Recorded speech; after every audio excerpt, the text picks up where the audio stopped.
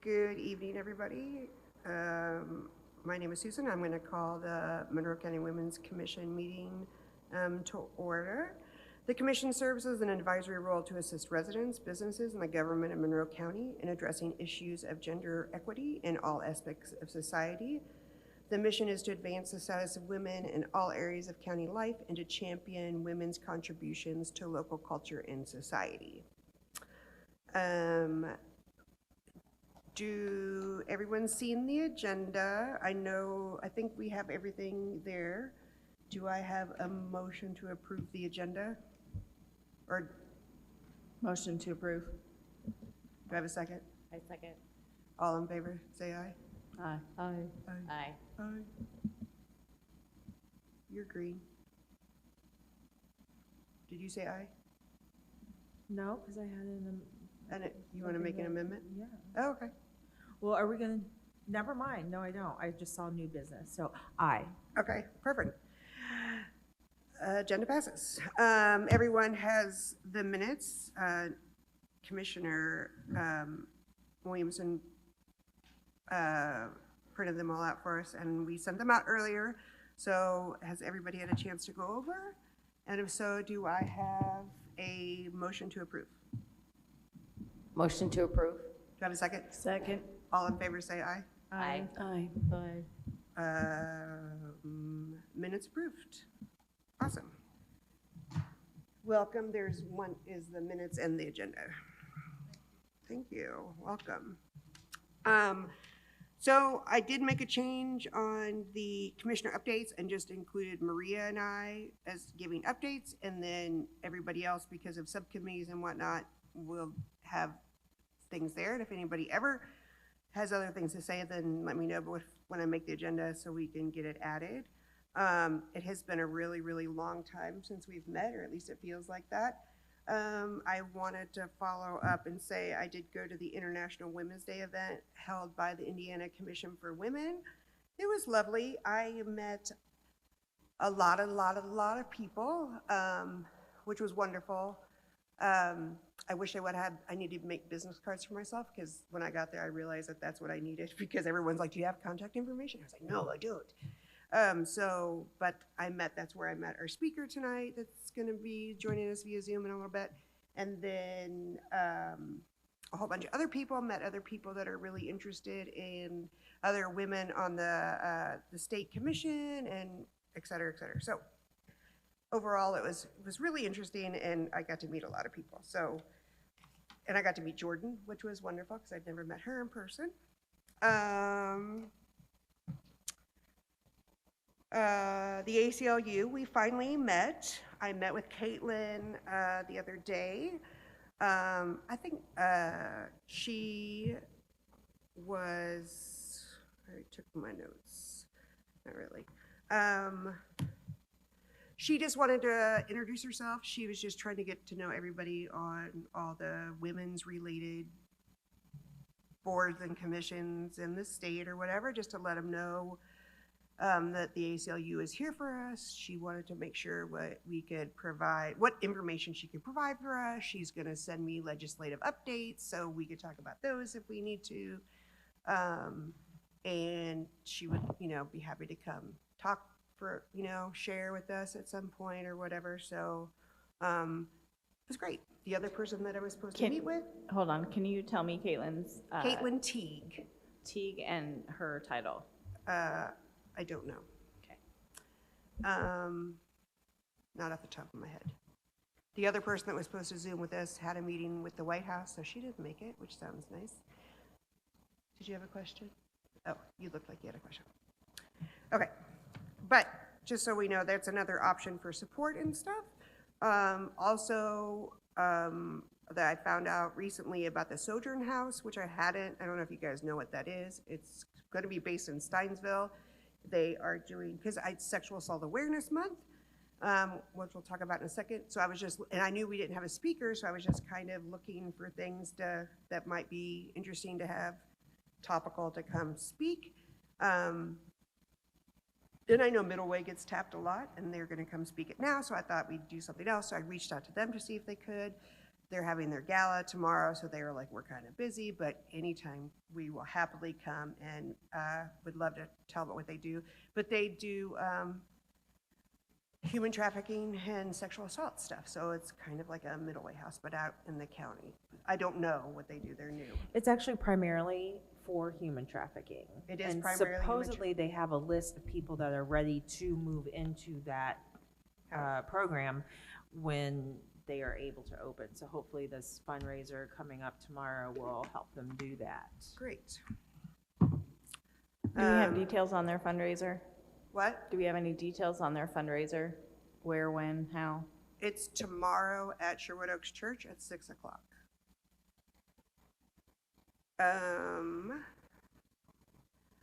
Also, I put in the minutes, I'm not going to read it all, stuff about Sexual Assault Awareness Month and statistics about that. It was really interesting. This is actually from the organization that, I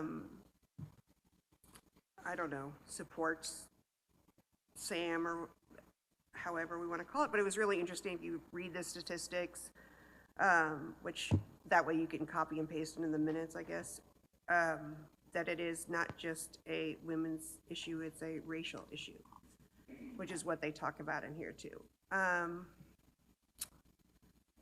Vacancies, we still have one. Something else I was gonna say. Oh, I guess I can say that to labor.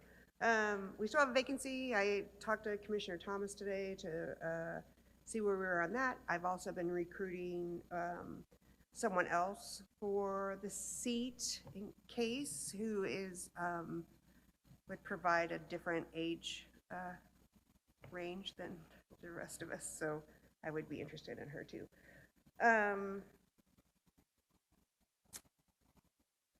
I feel like that's a lot, but I've been busy, so.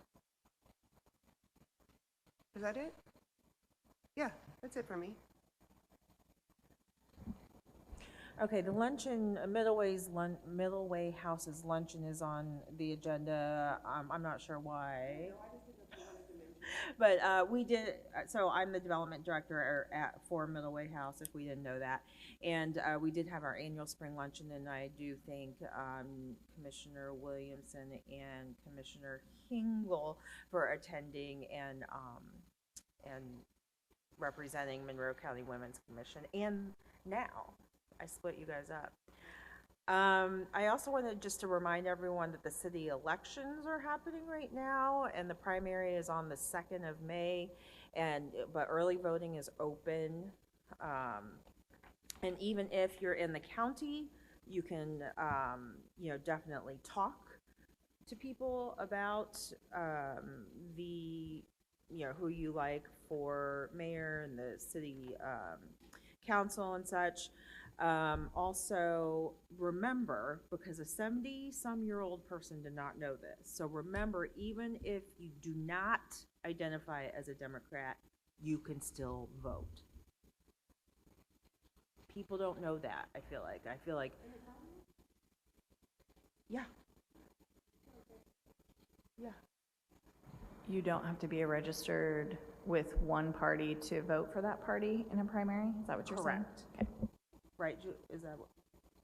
I'm pretty sure that's correct in the state of Indiana. You don't have to be registered with a party to vote in the primary. Okay, so good, spread it, because, I mean, Eric Spoonmore, the president of the chamber, has been saying that at the events, and I've been telling people as much as possible, and I know some of well, that's not true, the candidates can't really say it, but, yeah.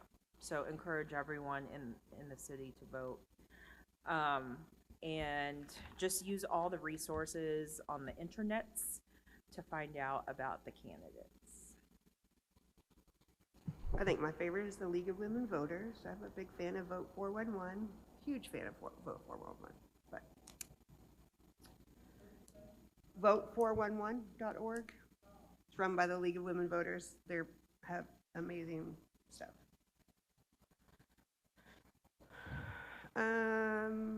On to old business, or ongoing business. Old/ongoing is what I wrote.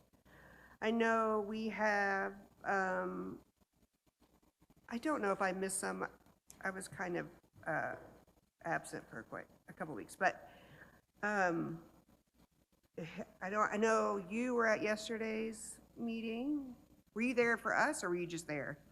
That was my day to listen in, so I was listening in for that day. And I saw that you were doing the public comment, so I was like, there's more than one of us there, so that's great. Yeah. It was. I'll report on that real fast. So I did finally Zoom in, as I texted everybody to let you guys know. I was so excited. I was so nervous and excited to give public comment because, again, I wanted people, well, mostly because I thought about the speaker today and how great it would be to be able to promote that. But no one knows what we're doing. So it was really nice. So I just reported out what we were doing, that Annie Aiken came last month, and that Beth is coming today, and I don't remember what else I said. But I loved that they, when I was done giving my comment, that they were really excited that Penny was like, oh, you guys are, bringing it back to life, which was really awesome. So that's my report on them.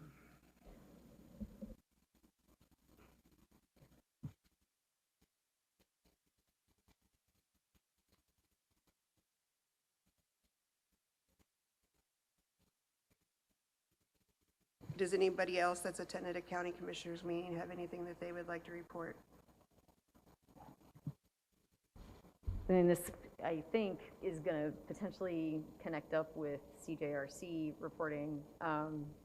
But I was only at the commissioners meeting yesterday for the first part of the meeting, and then they came back for a working session later, and I wasn't able to be part of that. And there's been reporting since then. I'm looking at an Indiana Public Media story that they decided yesterday, apparently, to stop holding the CJRC meetings. So I'm not totally, I'm not totally clear exactly. There's some disagreement, I think, on what is going on and why that's happening, but they're saying, I think that the commissioners want to gather more information about court processes before continuing discussions within the committee. So they're stopping the committee meetings for now and doing something and then potentially calling the committee back. More clarification on court? Court processes is what it says in this news article. So I'm not quite sure, yeah.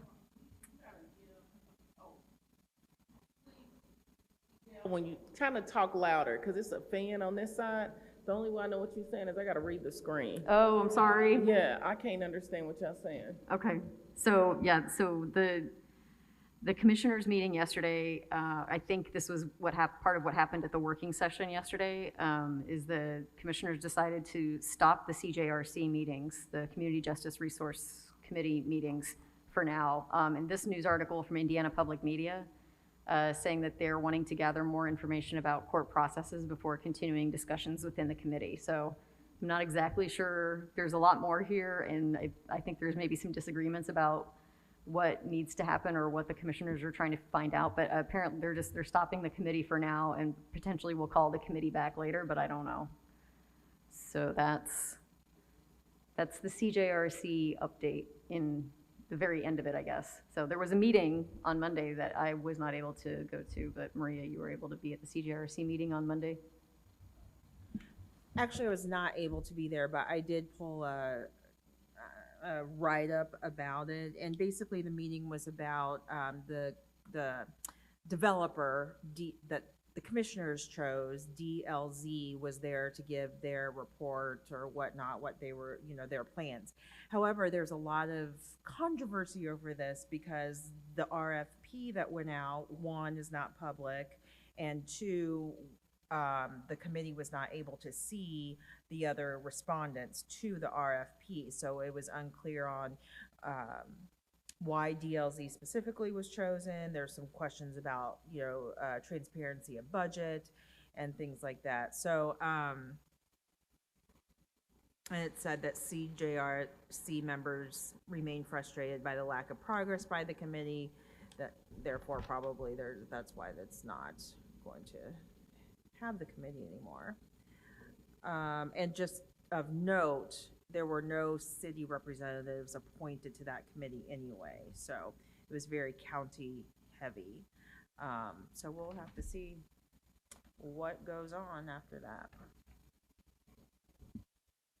Yeah, I'm not sure if this is something that, as the Women's Commission, is something we can potentially bring back and discuss ourselves to ask the county commissioners to move on getting the CJRC back in action as soon as possible. That if that's, I don't know, not necessarily an action at this meeting because it's not on the agenda for anything, but just seeing what happens in maybe a future meeting is something we talk about. Perhaps. Because, And my Yeah. only thought is because that particular format did not work. And so do we want it to be, is it our recommendation that it come back as it was or come back differently? Or did they retract, stop it because they are gonna reformat it? What, so I think. yeah, we there's just a lot have of to see, unknowns right now, But yeah. it's a hot mess. Yeah. For the record.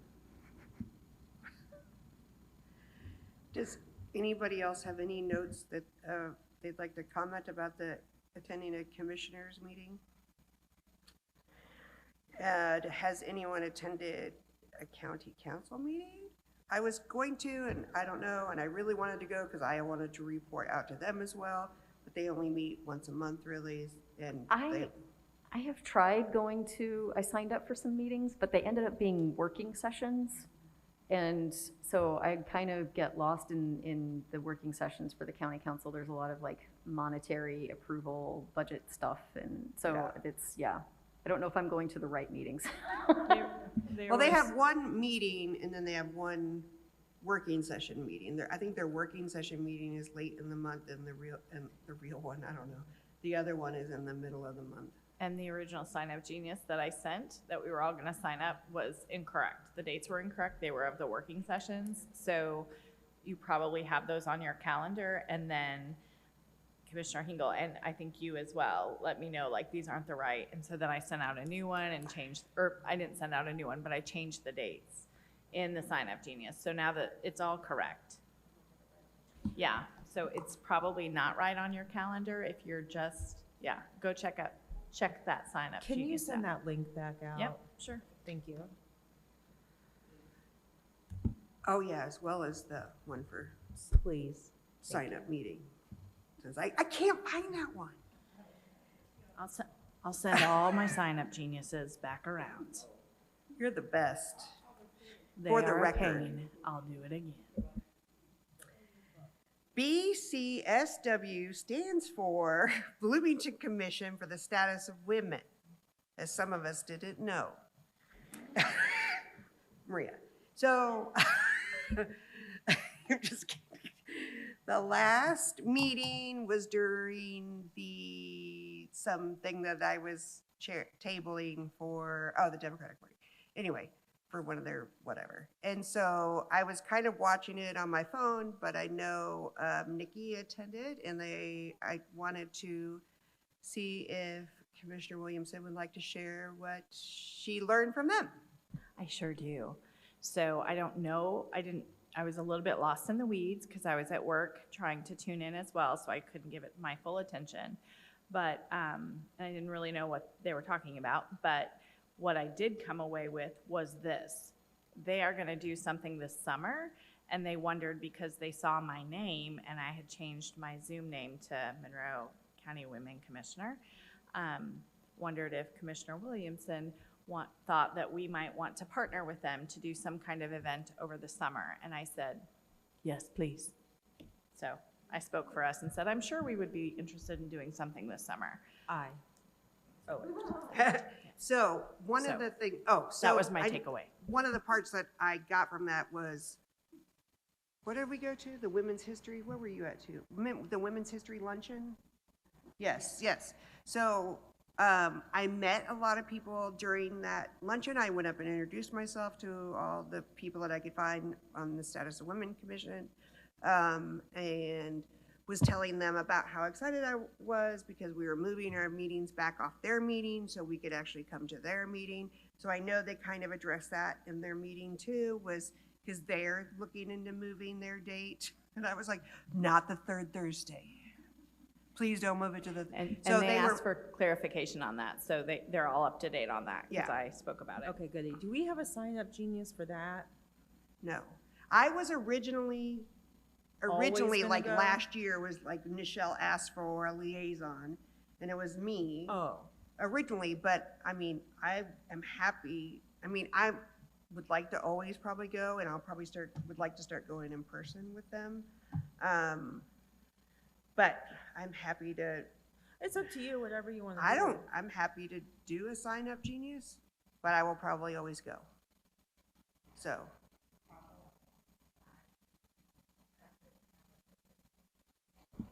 Please and thank you. There will be sign-up geniuses. For everybody. Keep them all and bookmark them. Thank you. It's just send one out for cleaning my house. I think, and again, I think one of my, especially as we continue to build a relationship with the status of women, I have very strong feelings about figuring out a way to co-chair their history luncheon. Or like co-sponsor or co-produce or whatever their luncheon. I mean, I don't know if they would be interested in having us be a partner with that, but it was something that, you know, because we don't do anything like that. And, you know, who knows if we even have money, but maybe there's some way that we could be a part of that luncheon. Thoughts? I think that's great. If it's something you want to bring up to them at their next meeting, if they're interested. I mean, they may not be looking for partnerships in that. Well, yeah. But I mean, it seems like a good fit if they were open to it. Yeah, and I don't know when our budget is, but we would have to go to we'd have to develop Right, something and go we'd to have council. to do a little legwork. I also wanted to share, they had a really interesting idea that I did comment on, as they also are trying to elevate their profile a bit, which I don't want to steal their idea, but I just thought it might help us think about ideas of how to elevate our profile, since that's on our to-do list as well.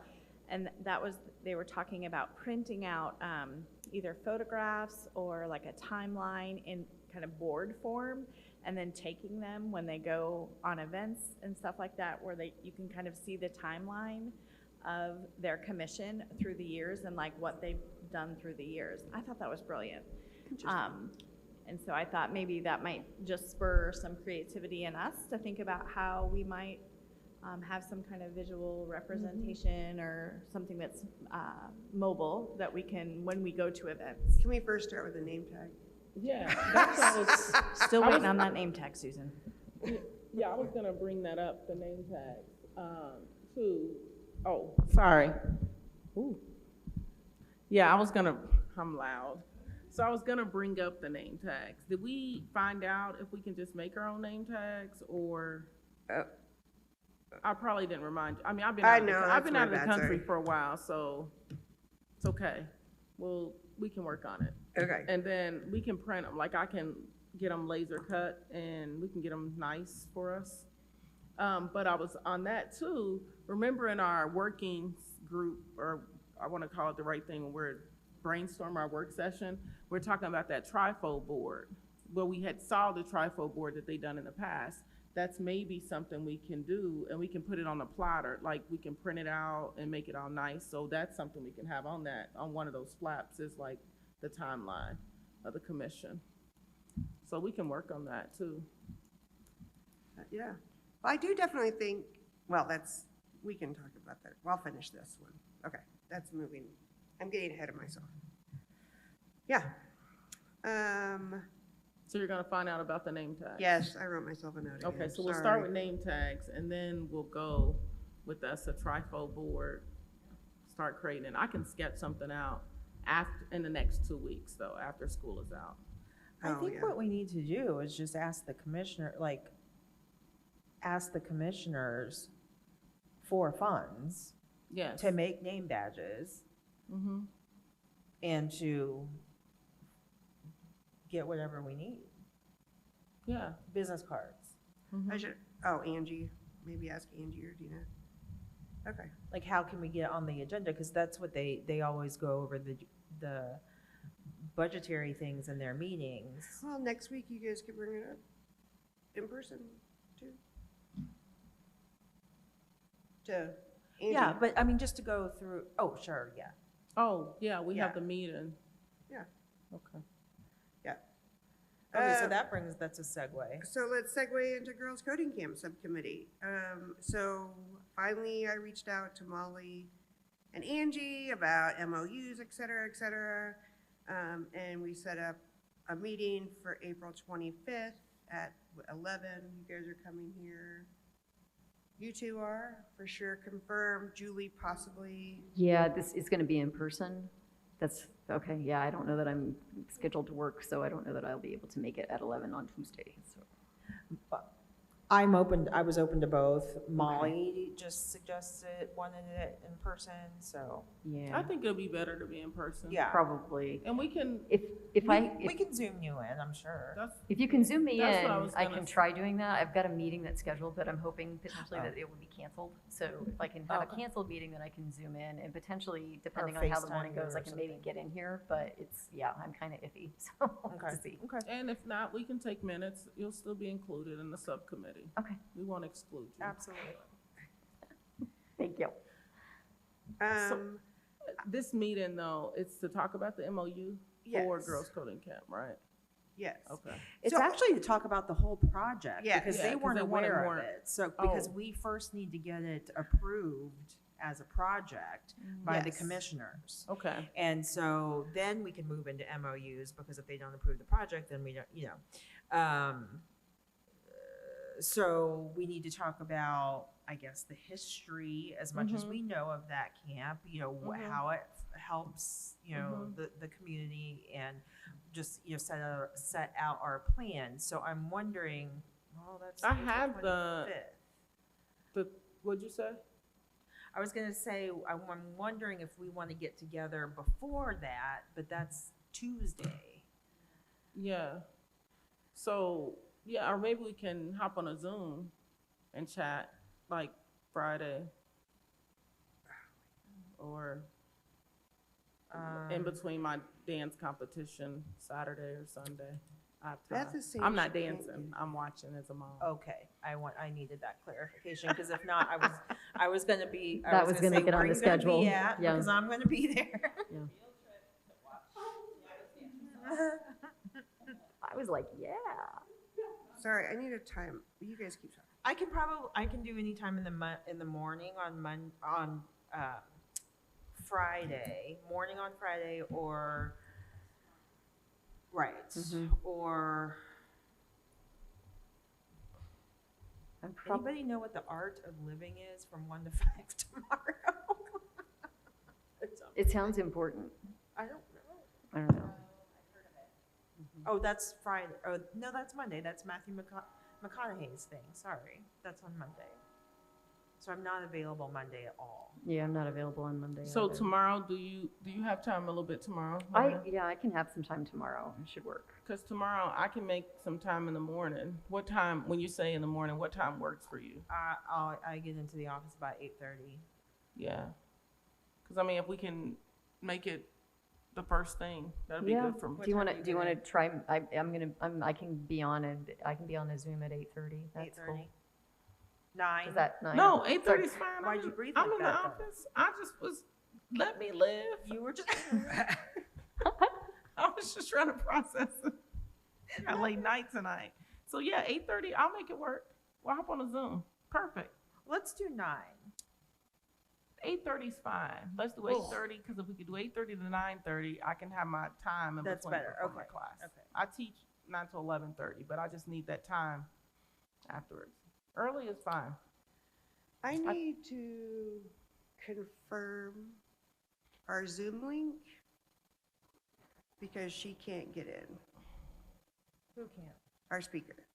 Oh.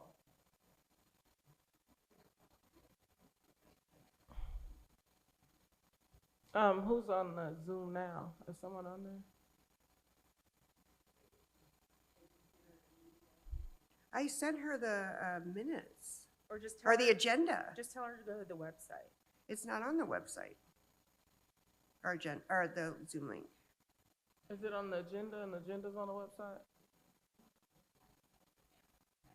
Where? On the Monroe County, Under Monroe? Will you, I didn't see it because I looked there first. Okay. So we're set for Friday at 8:30. yes, tomorrow, 8:30. I'm trying to zoom in myself. Invalid meeting ID.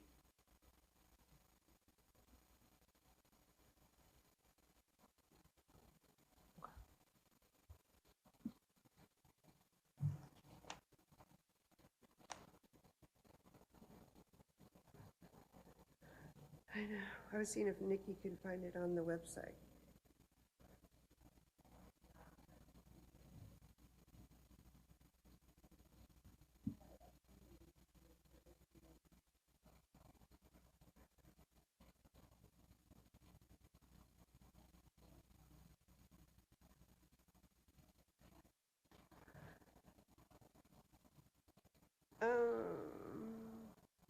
Do you have the Zoom link up there for this meeting?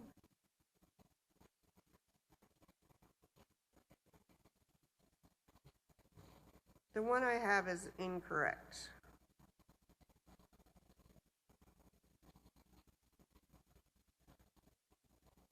And I just copied it and pasted it from our last meeting.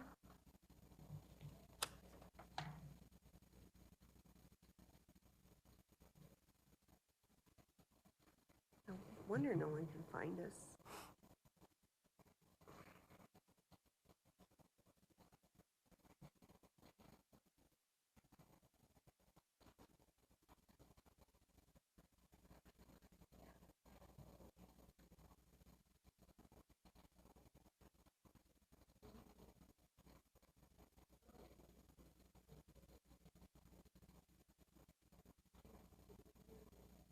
Yeah, I think so. Oops. I'm trying another one from a different month.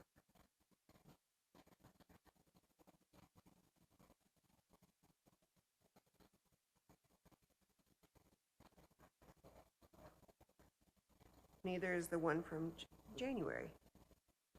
Do you guys have the Zoom link?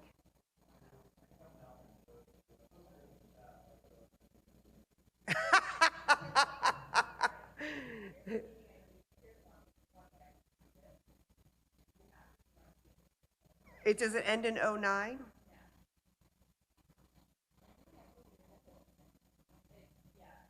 Yeah, it does.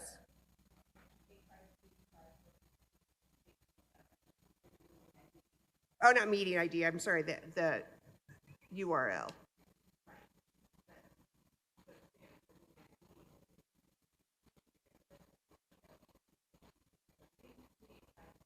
Wait, hold on. I'm going to write it down. Yeah. Sorry. No, you're fine. It's a little bit long, but if you have an email, I could send it to you. Susan. See, that's weird. What do I have? Do you have an email that you can put in, and I can just send it to you with that? That would be amazing. Sorry. I can't type. Okay.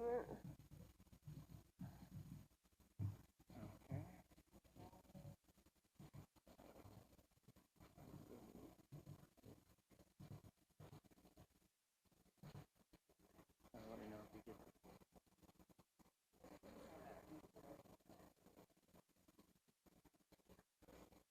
There we go. Thanks, Corey. Yep, that should hopefully work. Thank you.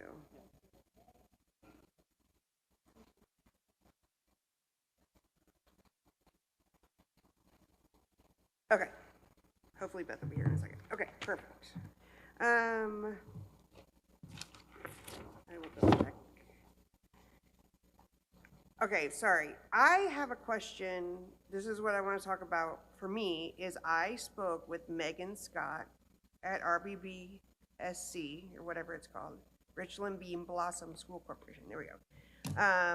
Megan Scott might have been our contact before. Okay.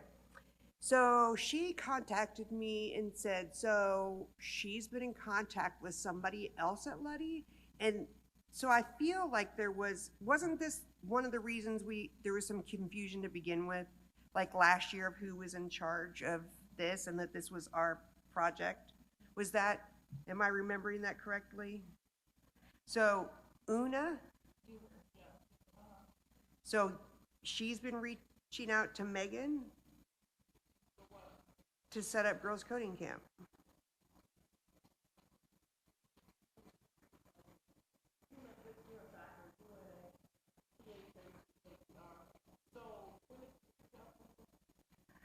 There was a history of, I mean, she sent me the emails. I mean, like, this was like a month or so ago that Megan reached out to me.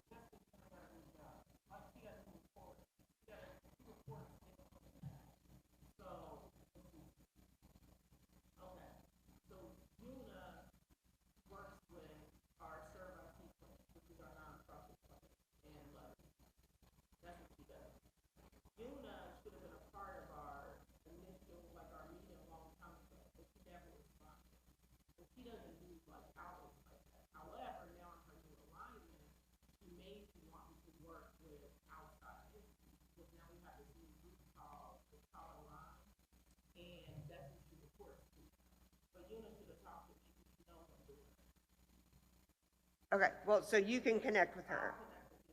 Okay, that's what I told Megan, because she was confused. And I was like, well, they're all meeting, blah, blah, blah, blah. So I was like, we'll get it ironed out. I'm not worried. Megan did ask that and I figured you guys will know some more by next week, and you guys have her contact information. School does get out in like a month, and she is hoping before that time to get a rough idea of what's going to happen, so that way they don't walk back into school in August and get, so that, because she's like, I really don't respond to emails all that much over the summer, blah, blah, blah, blah, blah. So just to make sure, I was like, I will see what we can get you, even if it's just a rough draft of dates or I don't know, whatever you guys can whip together by then. So she has an idea of what to expect when she returns.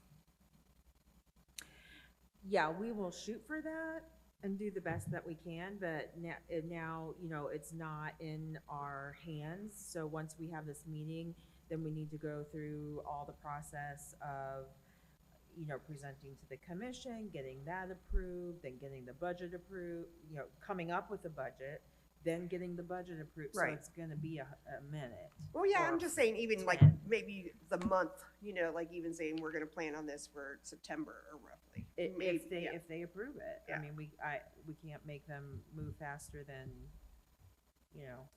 they move. Okay. Okay, does anybody else have anything to say about girls coding camp? Beth is in, so I don't want to keep her waiting for too long. I know we kind of talked about the gender equity justice response. The one thing that I would like to say about that, I mean, in lieu of what's going on with the CJRC, is that doesn't mean we still don't have things we could be doing, because, I think one of our things that we had talked about was still making sure, one of our big priorities in my mind with that subcommittee is still making sure that things are being addressed in the current situation. I think, maybe it is putting that we should, this subcommittee should meet sometime to talk about what that means and how, like, I don't know if it's talking to, I don't even know how to get that information. If you go talk to the lieutenant commander or you talk, just to get an idea of, I don't, The current situation of the jail for females? Yes. Are those that identify? yes, those identify, I mean, what services they're being offered. I mean, I think that would be, because I thought that was part of what we talked about. Sure. Was We could making just reach sure, out to the sheriff. yeah. And then the sheriff's office can put us in contact, like we could ask for a tour, we could ask for a list, we could ask for. I also wonder if the report that the sheriff put together initially has information about that. I don't know. Yeah, It's- maybe. That I might don't be work a place to hall. start from, yeah. Yeah. Well, I will look into that and then reach out to those of us that are on that subcommittee to see if we want to meet to talk about something, or we can talk about it next month. Or I'll prepare to talk about it for next month, and then we can decide what we want to do from there. Okay, If we need to contact the sheriff's office, though, I'll do that, because well, feel free. I would just jump in just with call, that. okay. Jump just in do with it. that. Okay. I don't really have new business, I think. That's why I didn't put anything under there. I do. You do? Okay. So I just want to, get some stuff technically on the record, but then also tell you about a event that's coming up on Monday. So in light of, the what was that poor boy's name? Ralph. Yeah, Jarl situation where he rang a doorbell and the homeowner opened fire, shot him twice, is what I will say, because that's what was reported.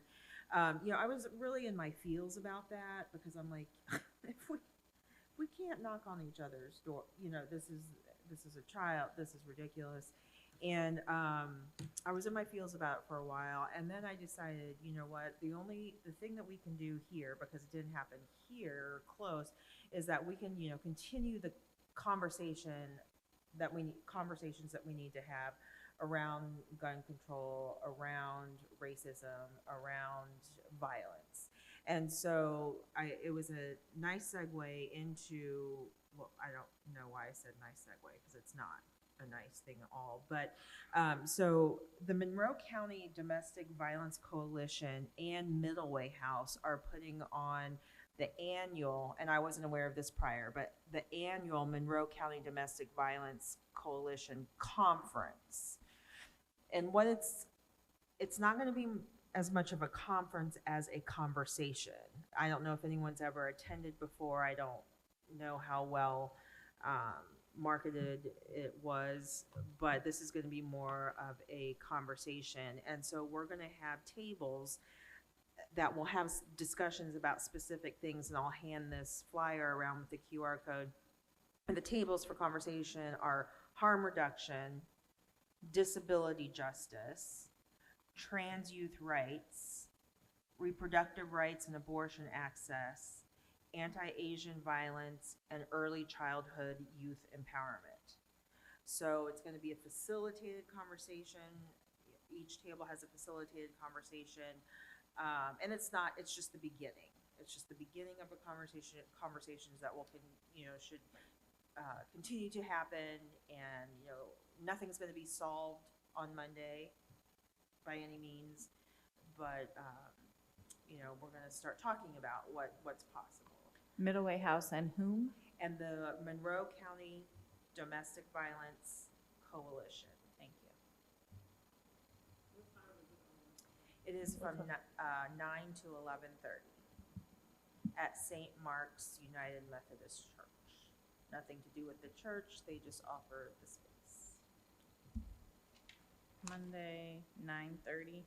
Yeah, the flyer's coming. 9:30 to 11. Okay, thanks. Oh, I'm sorry, 9 to 11:30. Okay, sorry, I have a hard time keeping up with Yeah. all the things. No, you do great.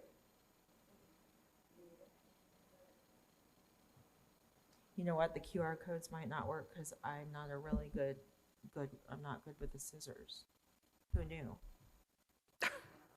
I'm not good with scissors.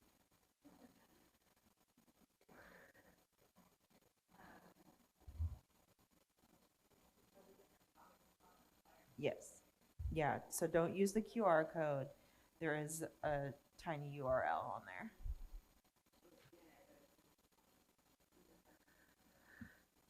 Does anybody have any other thing in new business to add? Julie, Commissioner Hardesty. I wanted to share that I'm still kind of sifting through, but I did get a recording of the webinar that happened on March 23rd for houselessness and supportive housing options in Monroe County. That was had speakers from Beacon, Centerstone, and Heading Home of South Central Indiana. And it was I just listened through it once real quickly, but a couple of things that popped out to me of the questions that people were asking and what they were talking about, in terms of the county and what we might be able to look at is they're trying to figure out ways to get landlords to accept vouchers for housing. They're having problems with that in the city and in the county, and they've tried different things. So I'm wondering if there's something useful that we can potentially do in that regard. And then there was a question that was asked that was very specific about elderly women aged 70 to 90 who experience houselessness and who are on their own, and what are the options for them? And there were options provided. The speakers all had different things and options to offer up, but it was just kind of like, it struck me that someone was like, this is a very specific situation that I'm trying to figure out clearly, and what do I do for this person or for these people that I know that, and it was a kind of a category of folks that are, I don't know, I thought maybe that would be something that we could look at as well. So, but there was also discussion in general about housing first options and how that can help with crime reduction. So potentially there's something there for the gender equity justice response subgroup as well. So anyway, I'm gonna look at it more, but I'm also kind of interested in looking at Mary Morgan from Heading Home. I think that would be somebody who would be a really good speaker to come and talk with us, because they're kind of getting, that Heading Home group is somewhat getting started. They've been working for a little bit, but they're really kind of about coordinating efforts between groups. And that was one of the things they talked about, is that the Heading Home, the houselessness webinar, like all of these groups are like, we're making a lot of efforts to work together on these issues. So I thought that was Oh my gosh, it's so late. interesting. What were the resources that Sorry. popped up for that demographic? It was looking at She's on Area Zoom. 10, Area 10 aging, Right. and oh gosh, what else did they say? There was one other resource. I'm losing it in my head. What they listed, but there were a couple of places listed, and Beacon, I think, was another, Friend's Place. They can go to Friend's Place, and they said that, sometimes it's like the shelters are seen as being scary places to go if you're by yourself. Yeah. So, but there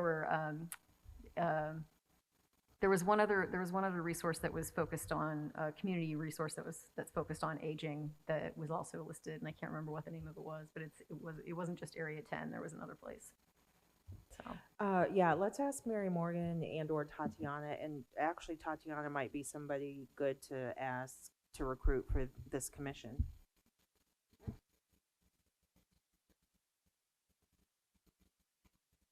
I really want to get to Beth because I know she's waiting, and technically our meeting goes till 7, so we have some time, but I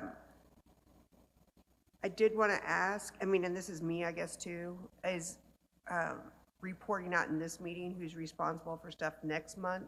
Like, I don't know who the speaker recruitment is, and I know it's on the list, but it is something that I want to remember. I don't know who is next month. But yeah, I want to report who's attending when. I just need to remember to add that to the agenda, would be great. Okay, so we need to know who's gonna attend the meetings and who has the speaker. Yep.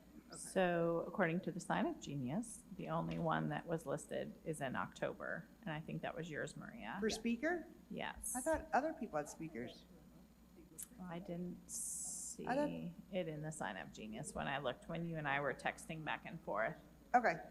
Well, So- But, I'm not gonna say I didn't get it. I might have missed.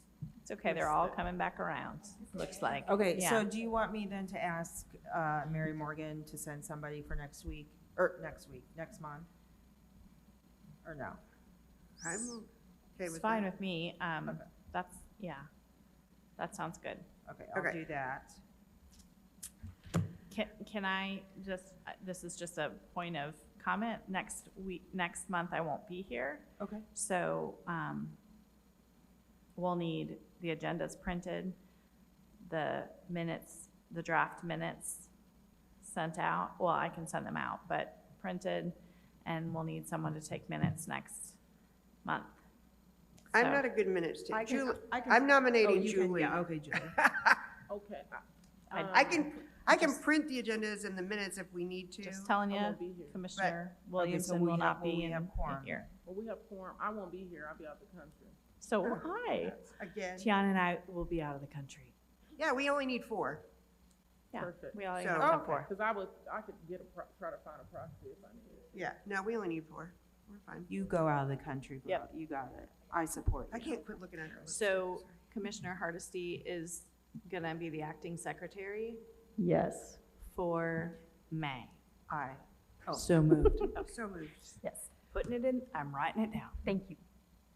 So much for the room making us act right. Okay, upstairs, sorry, I believe there is someone in attendance. Can we promote Beth? Well, Because wait a she is minute. gonna present. While he's doing that, who's going to the county commission meeting? Well, I'll send that out. I Oh, mean, you will? I'll Oh, add I it thought all we were and gonna send talk it about out. it. Oh, okay. Yeah, it Okay. has it all. I looked at the 2, but not the 1, but I just want to remember to see it in writing, so to remind everybody, and I know we get reminders, but it would help me to see it, And to if make you can sure. put it on the agenda when it comes out, like who's reporting out on that. Yeah, okay, yes. Sorry, thank you. Okay, so this evening I've invited Beth White, who's the president and CEO of the Indiana Coalition to End Sexual Assault and Human Trafficking. I didn't meet Beth at the meeting, or at the International Women's Day event, but I met other people from the coalition. So I reached out to them, so in light, like I said earlier, of the Sexual Assault Awareness Month, that I thought it might be interesting to see what the coalition is doing in Indiana. And Beth happily came and presented, or offered to present via Zoom. Beth, I know we do have a lot to cover. We technically are here till 7, so we have quite a bit of time still. So I will turn it over to you. I'm sorry Wonderful. we're so Well, late. Great. It's nice to be promoted. Can you hear me okay? Yes. Wonderful. Great. Well, I can see you, and that's a really nice room that you're in. Thank you. For having me this evening. It is Sexual Assault Awareness Month, and I'm really pleased to hear you talking earlier in your meeting about your Middle Way House, and I know that you work with them. They are our partner in your community for sexual assault services, and they do a great job. So let me see, can I share my screen? Is that a thing that I've been allowed to do? It looks like I have. Hold on, stand by. I have a PowerPoint that I would like to share.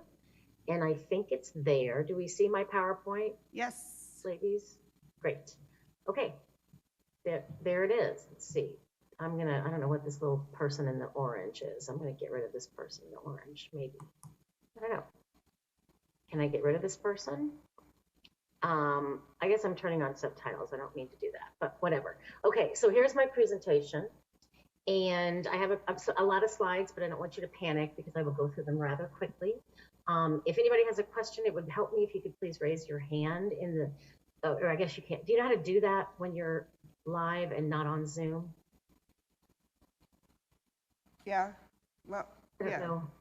Okay. Because I have a tendency just to talk, and I don't want to just do that if you have questions. So maybe I can count on somebody to stop me if there are questions. Okay. Okay, great. So here's who we are. We are the statewide coalition. Every state in the country, including tribal governments and territories, have a coalition. The coalition movement started when the Violence Against Women Act was authorized in the early 90s, but coalitions have existed long before that. And here is our mission and vision. This version that I am now in charge of, I've been in charge for about a year, has been in existence since 2015. We are not a direct service provider. As I indicated, Middle Way House is your direct service provider in Monroe County. They also serve a number of other counties around your area. But these are the things that we do. SART stands for Sexual Assault Response Team, which is a multidisciplinary group convened by the prosecutor.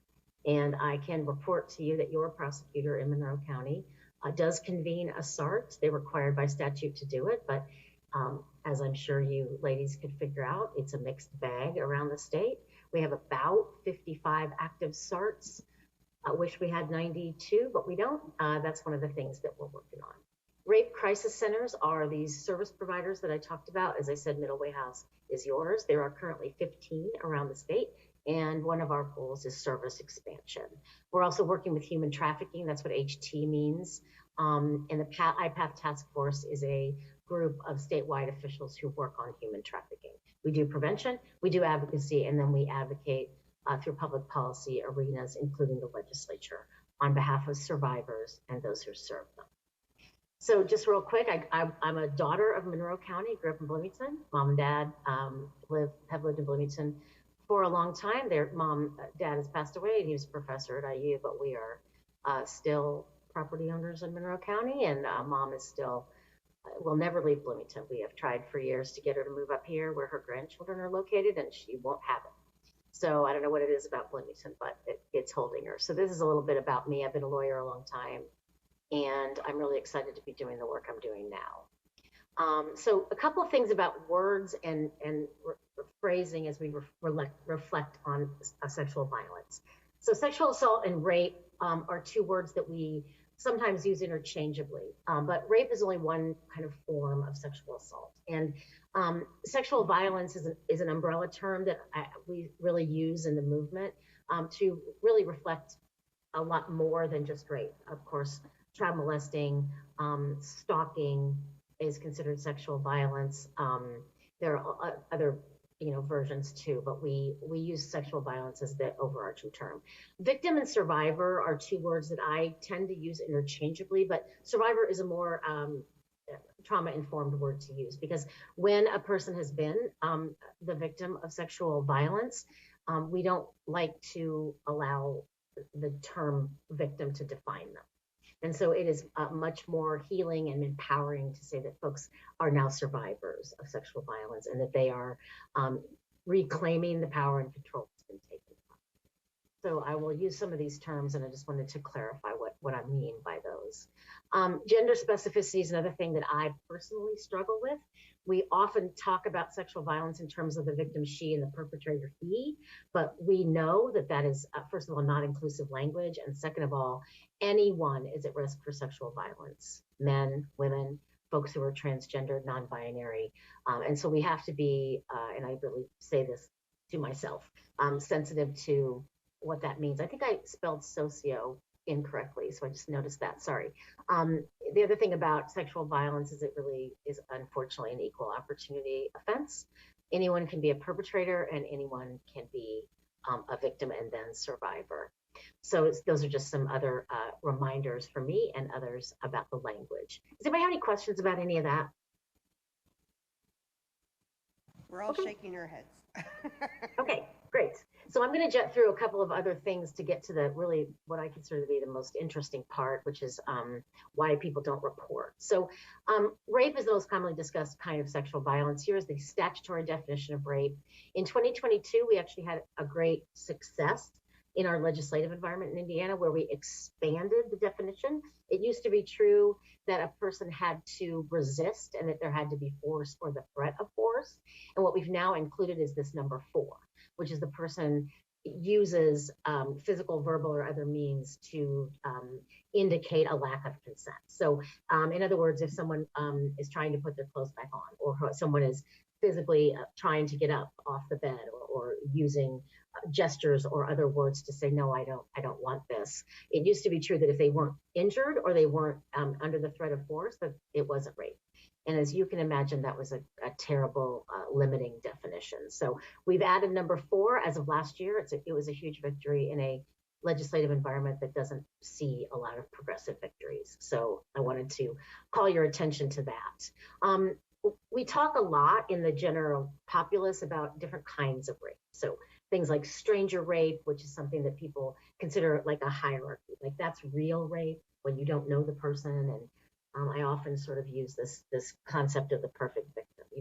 Grandma coming home from Bible study, she hasn't had anything to drink, she has got her shirt up to her neck, she is not doing anything or behaving in any way that one might think she deserves to be raped. Someone jumps out of the bushes and she is a victim of sexual violence. Now that is a myth.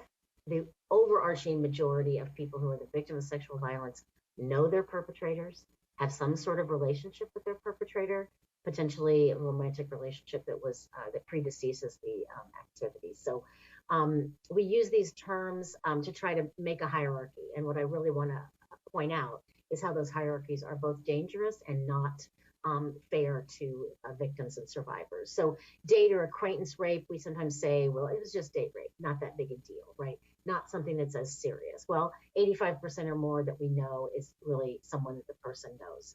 Obviously, multi-perpetrator rape, drug facilitated, is the way we get under the statute of mentally disabled or deficient and not able to consent. So think about a person who is passed out from drugs or alcohol, someone who is of limited mental capacity. We see so many sexual assaults perpetrated on people who are disabled. They are really endangered demographic. And so we see so often a person who doesn't fully understand what's happening to them, and they are exploited in that way.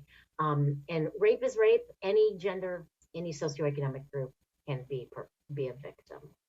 So the other thing I wanted to highlight, because I think it's just amazing, that I think just about everyone in the room, and I can't really tell, although I will tell you that I'm old enough to have been alive in 1975, that every state had a marital exception. And if you were legally married to a person, they could rape you, they could do anything they wanted to you with impunity under the law. That's terrifying. And in 1977, at least Indiana limited that, but then in 1998, we completely did away with it. So I remember 1998, I was practicing law and doing some things. So it's somewhat terrifying to think about how recently we allowed people who are legally married in that circumstance to experience that without any penalty whatsoever. Other forms of sexual violence I think are important, and they're on the list here. We won't talk very much about any of them because every single one of them is an entire presentation that I'm happy to come back to all of you or any other sort of group that you're a part of to talk more about any of these. But these are some other very common forms, sadly, of sexual violence. Human trafficking is something that falls under our purview as a coalition. I'm not going to talk tonight much about it because it's, again, a full presentation and lots to talk about.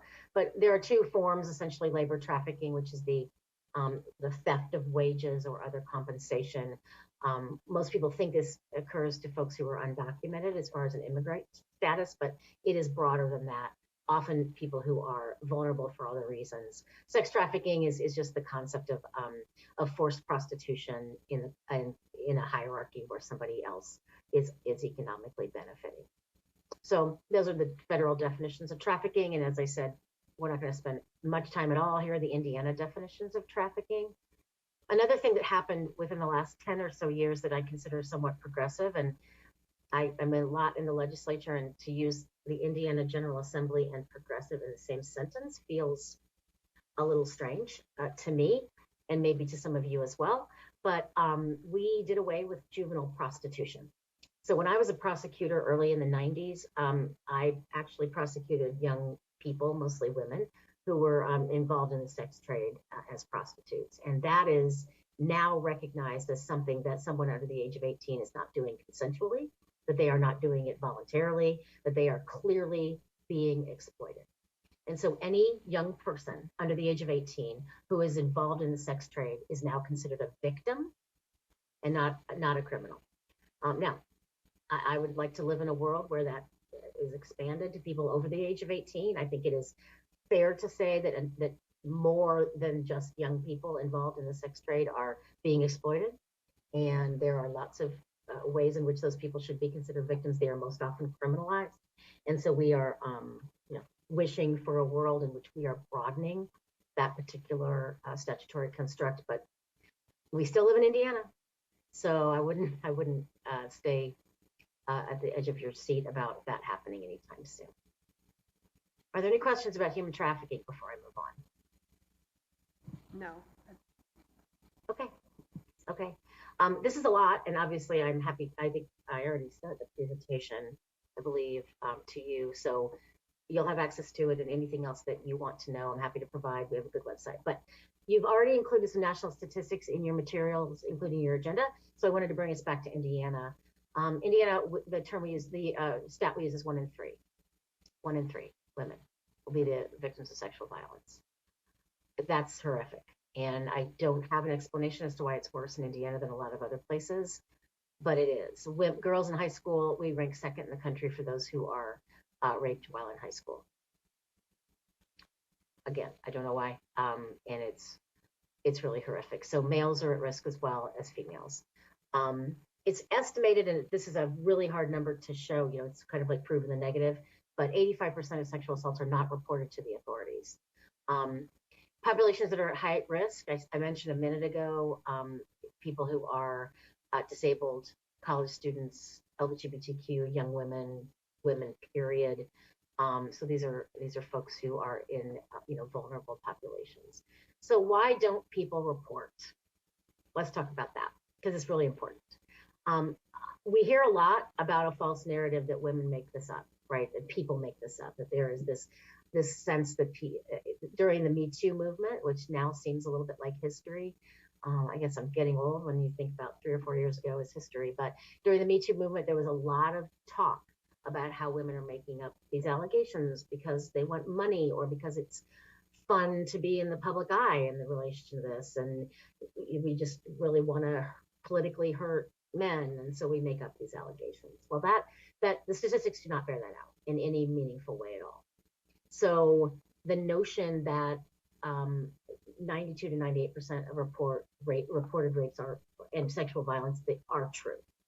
And that the people who even come forward to report is a smaller percentage. So child abuse is another terrible crime, child sexual abuse that is not reported, just in very, very small numbers of people, of children who are able to successfully report. So it's something to keep in mind when you hear the negative or you hear the narrative that people are making this up. So why don't people report? Well, this is important. And before we go through sort of this list I've come up with, do any of you have any thoughts about why people don't report sexual violence? To report to anyone, to the authorities, to their family members, to healthcare providers? That was actually one of the questions that was forming in my head is how do people know who to report to? Like how do you know who to say something to that would be reporting? Yeah, that's a great question. I'm going to get to that in a minute. Are there any other thoughts about why someone wouldn't report?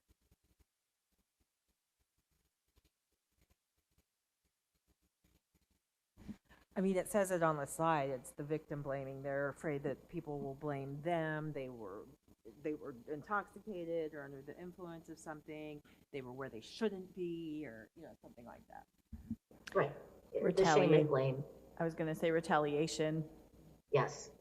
Oh, very real.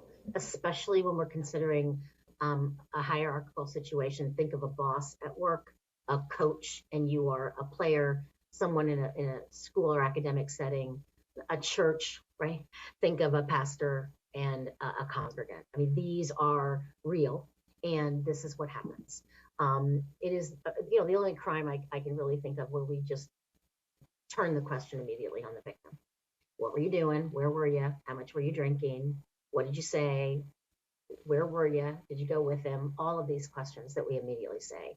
So this is why people don't report. Let me get to the next slide, which is also discussing this whole notion of many times the perpetrators are in a position of power. So the retaliation is someone that you brought up, very real.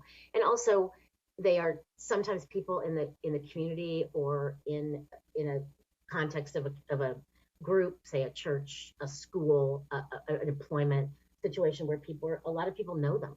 And the notion that you wouldn't be believed because people just couldn't bring themselves to believe that your pastor, your coach, your whatever it is would behave in this way. And so it's a very tricky dynamic. So those are the reasons. Now, who to report to? It's a great question. And we have a lot of great materials at my office. We have a lot of pamphlets that talk about this issue. And our very most popular one is when a friend is raped, what to do, right? And so that's the context of this disclosure to a person you trust, a friend, a spouse, a sibling, a family member. And there are lots of things I want to say about what to do. But the first and most important thing is always believe, never blame, and allow the survivor to lead the journey. In other words, we hear a lot, and there's a lot of controversy in the world I live in, which is the world of service providers, about whether or not you should report to law enforcement. That the first thing you should do is call the police. that you have an obligation to other potential victims to report to the police. You have an obligation to your community to go through the criminal justice process, which will potentially involve public disclosure, going on the witness stand, doing a deposition, having to confront that person, having your family and everyone around your community know what happened and all the details. It's pretty terrifying. I've done a training where we do this exercise where we we ask people to turn to the person sitting next to them and describe the last time they had sex. Every detail, where you were, what you were doing, who was it, how, whatever, everything. And then think about that being what you have to talk about on the witness stand as a victim of sexual assault.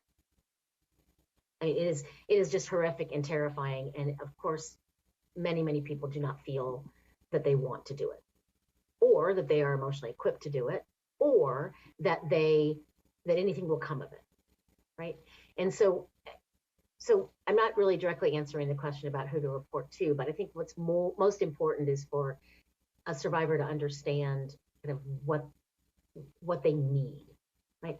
Reporting to healthcare officials, like obviously if you have been raped, you need potentially morning after drugs, if that's a factor for you. Physically, you need STD testing, you need an HIV test, you need potential intervention medically for your injuries if there are injuries, you need referrals to counseling, you need all those things.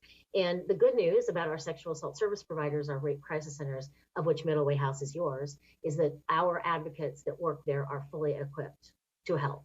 So the first thing to tell a survivor, if you are interacting with them, is call the number. It's on our website. It's the RAIN hotline, RAINN, but it routes you to the place in your area where you can get help. In your area, it's Middle Way House. They're all around the country. We have rape crisis centers in every jurisdiction in the country. So they can route you based on where you live to the place where advocates are equipped to help you. And they're equipped to get you to the hospital or to what's called a SANE nurse, which is a sexual assault nurse examiner. They're equipped to help you as with a safety plan if you are not currently immediately safe. If it's a domestic violence situation, what can you do to keep yourself and or your children safe? What is your next step as far as healing? Do you want to interact with the criminal justice system? If you do, here is what's going to happen. If you don't, that's okay too. So this notion of reporting to law enforcement, very, very tricky. And I know you've heard this notion of, well, other people will get assaulted because you don't report. And so it's on you. And that is really not fair. That is really not fair. Are there questions or comments about any of that? It's really important. No. Okay. It's a tricky thing. So the next slide is a graphic that the numbers are not really as important as the concept, right? So if 100 people get raped, if 46 reports to the police, which is, by the way, a very high number, not likely to be true at all in most jurisdictions, but let's say that they do. Fewer than half will result in an arrest, about less than a third. Of those arrests, and by that I mean that the prosecutor's office decides based on what they have as far as the charging information that they will attempt to arrest the suspect and make him or her a defendant. And then if they are a defendant, getting prosecuted is sort of the term for going to court, right? The notion of actually having someone seek a conviction, whether that be through a plea or through a trial, either a jury or a bench trial. And then a felony conviction, so it's not kind of pled down is the term that lawyers use. About 5 of those 100 people, and then maybe 3 will spend any time at all incarcerated. Maybe 3. So you see all of this and you say to yourself, why would I do this? Why would I go through this? And it's a very hard question for anyone to answer. The survivor needs to make that decision. Here is just a graphic that I think is sort of useful, but we're not going to go through it too much. This concept of the perfect victim, kind of the whole, they need to report right away. What we know about the neurobiology of trauma is, if any of you know anything about trauma and the way that the body responds to trauma, that there are lots of, it's the fight, flight, freeze, or fawn responses. And the freeze is one that's less understood, the notion that you just can't do anything. You can't fight back, you can't yell, you can't run, you can't do the things that sort of the usual person would say, oh, well, if she didn't do any of these things, then clearly he wasn't really being assaulted. And so this graphic sort of goes through that example and discussion. What is normal behavior for a victim? Well, I intentionally have left this slide blank because there is no normal behavior. It is normal to report later, 2 days, 2 weeks, 2 months, 2 years. It is normal never to tell anyone at all. It is normal to go home, take a shower, go back to work, go back to school, get yourself just moving forward, one step, 1 foot in front of the other. It is normal to crawl in bed for 3 days and not answer your phone. All of these things are completely normal for a victim of sexual violence.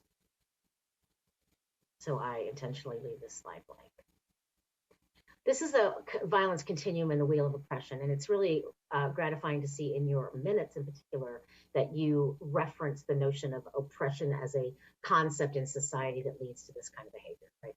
So oppression is kind of the overarching problem, and we've got all kinds of ways in which oppression presents itself, and these things start with normalizing violence, jokes, treating women less than, media depictions, the sexualization of women just writ large, and that's a whole day-long conversation. And it sort of goes from there, right?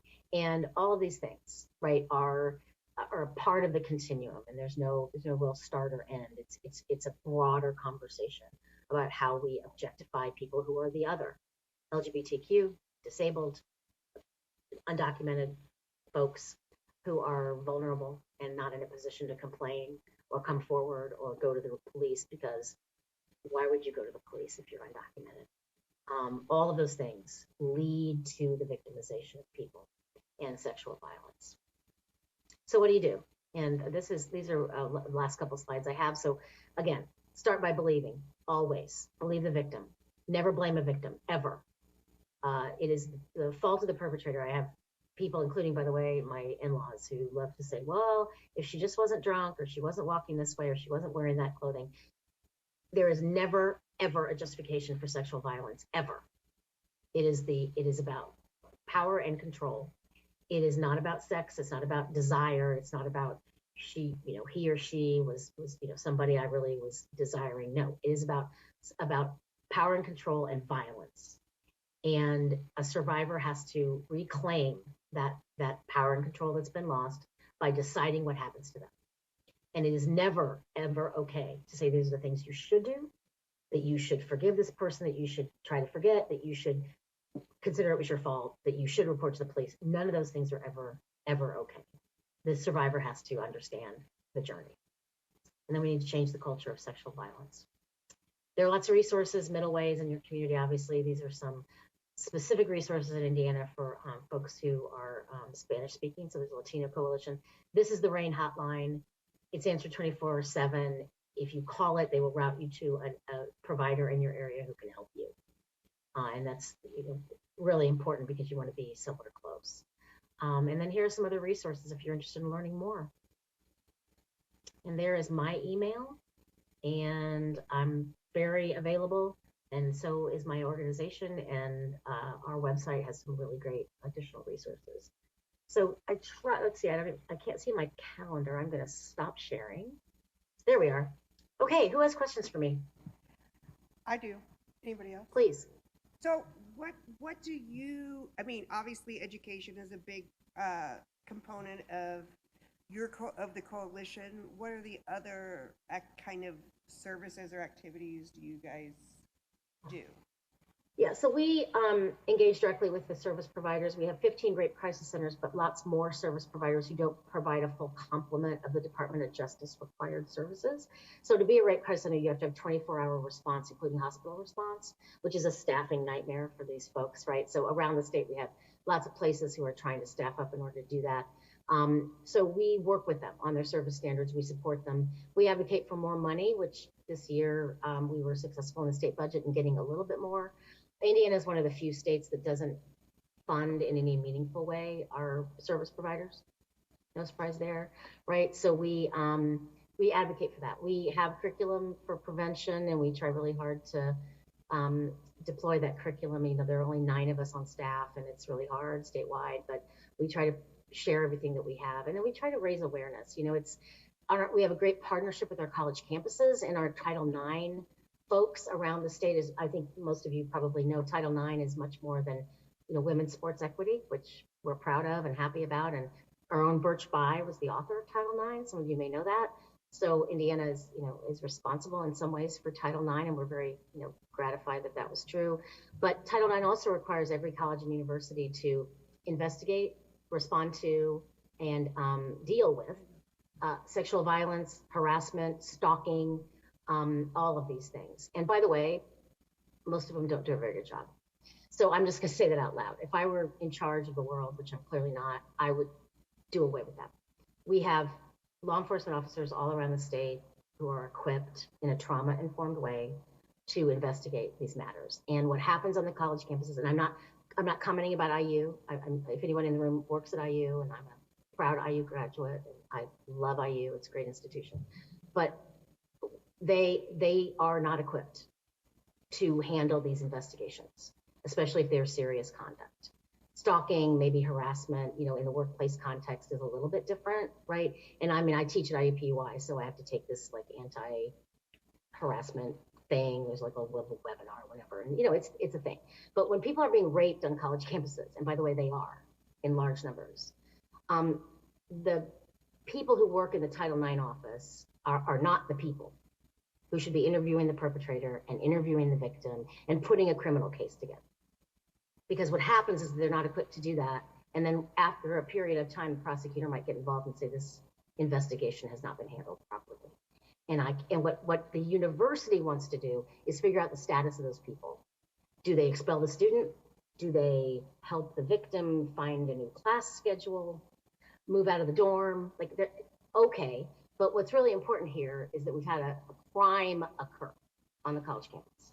And that is a thing that we've got people whose job it is in the state of Indiana to handle. And the Title IX folks in a lot of cases just aren't handling it in a way that's appropriate and proper. So we work closely with them, and we try to train them, and we have a consortium of those folks who get together. They're also required to do prevention and awareness, by the way. And so lots of the universities do good work there in consultation and cooperation with their Panhellenic councils and with other groups on campus.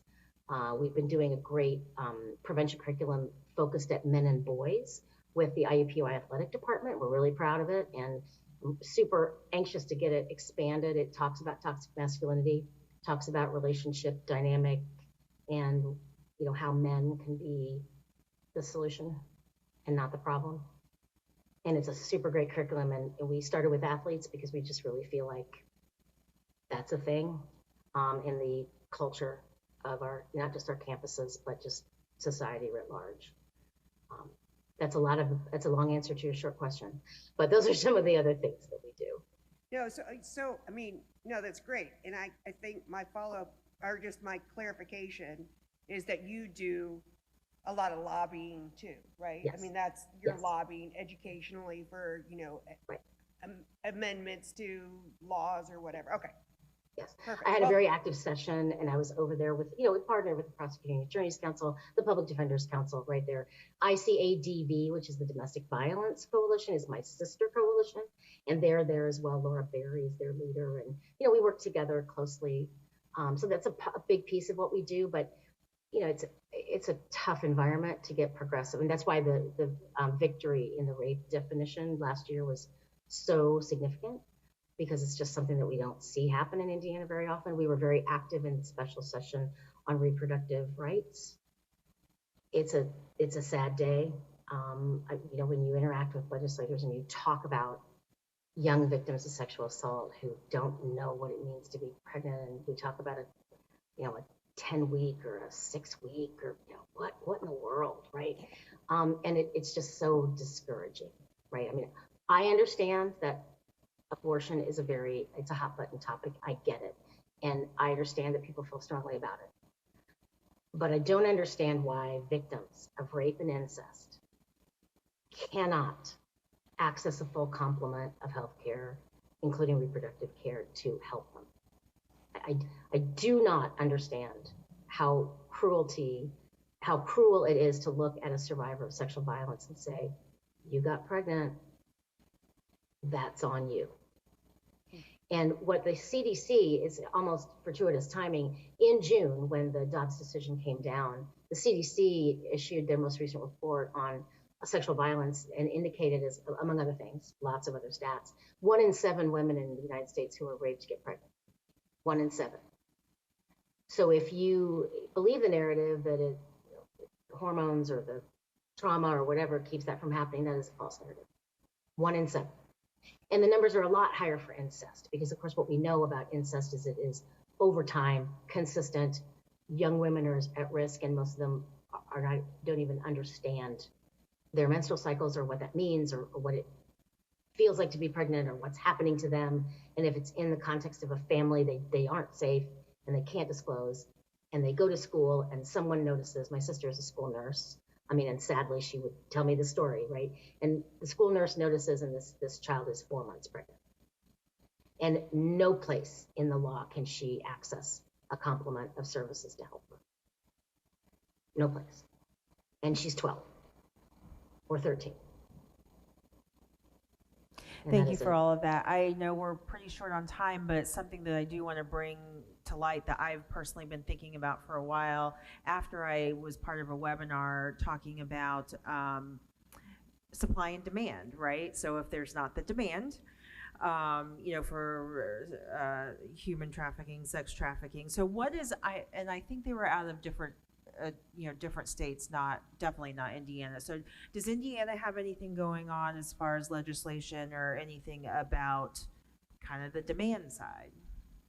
Well, we do have a lot of activity in our what's called our IPATH task force, which stands for the Indiana Protection for Abused and Trafficked Humans, which is kind of a tortured acronym, but it's IPATH. And the IPATH task force actually has a demand working group, which is made up of people, some law enforcement, but others too, to talk about the demand side issue, talk about how we really do focus on people who are purchasing the sex trade and the trafficking, and they're doing good work. The thing about trafficking that's really, really hard, and our legislative environment, frankly, is not the solution. The solution is equipping law enforcement with the tools and the training that they need, because these are cases where the victims will not come forward, because many of them don't identify as victims, right? If you think about a 16, 17-year-old, he's my boyfriend and he loves me and no one else gives me a place to live or food to eat, but he does, and this is what he asks me to do, right? And I'm not a victim, right? This is our relationship, if you want to even say that, if you could even articulate that.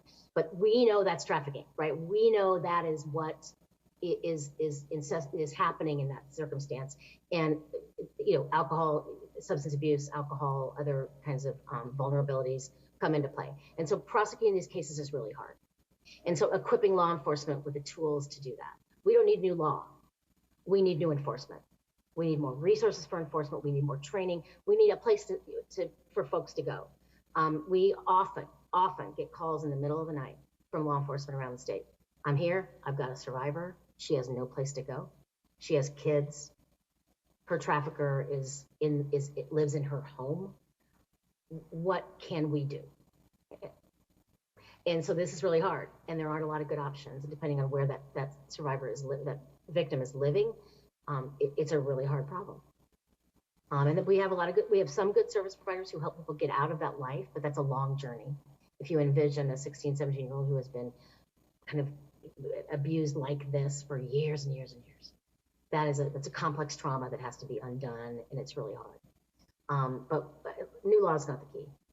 Awareness, training, tools. Thank you. So, sure, I know we're out of time, and I could really, as you can probably see, I could talk all day, which I won't do. Because it's nice outside in Indianapolis. I don't know if it's nice outside there. So let's have some daylight to go back outside. I just wanted to say thank you so much. What an informative, yeah, I feel like I have a pretty good awareness of the topic, and you blew my mind with a couple of those things. So I really appreciate that. Also, would it be possible for you to share that? I have it. You have it? Okay, I was just gonna say, because I didn't take notes, because I was just listening No. and wanted, so, thank you so much. Of course, and all my contact information, including our website, is on the presentation. So please reach out if there's anything ever we could do to help you or to help equip others with the information. That's what we're here for. Does anybody It's else nice to have see any? all of you. I'm any logging la- off. Thank you. Okay, take care. Well, that was uplifting. Yeah. Well, that was interesting. I'm glad I invited her. I hope you guys appreciated asking her to come. We have no public comment that I know of. So, does anybody else have anything they'd like to say before we adjourn? Motion to adjourn? Second? Oh, Aye. do I have a second? Oh. All in favor? Aye. Aye. Aye. Meeting adjourned. Thank you upstairs.